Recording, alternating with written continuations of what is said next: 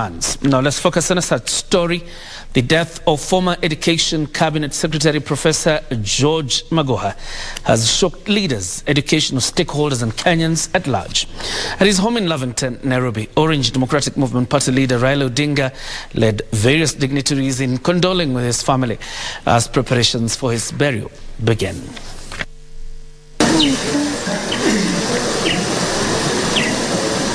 A black cloud hovered in the Lavington home of the late Professor George Albert Amollo Magoha. Close family members and friends trying to come to terms with the sudden death of the immediate former Education Cabinet Secretary. Former Premier Raila Odinga terming the death as a great loss to the country. It's more painful that he dies almost at the same time with his other younger brother. And he was hands-on all the times. He's been facing the head teachers head-on and trying to introduce discipline. I think he brought discipline in our education system. But to me, it's a major legacy that's left in that sector.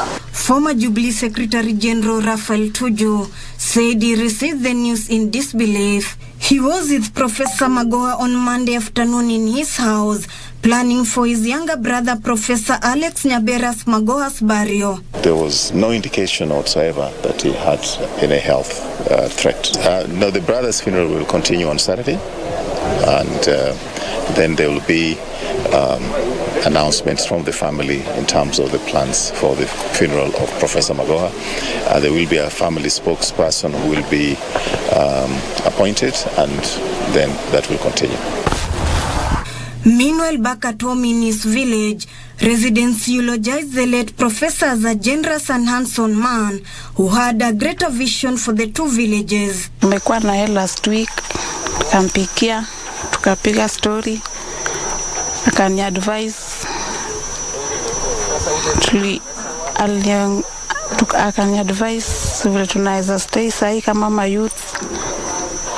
Kufika jana jioni tukapigiwa simu ati Professor Magoha ameenda. Tulishangaa sana. Na kwa ametusaidia mambo mengi sana. Alikuwa tegemea katika familia ya Kogola. At the Magoha ancestral home in Marenyo, the homestead is deserted with very little activities. Coincidentally, Professor Magoha died on the day the world was celebrating International Education Day. Ruth Wamboi.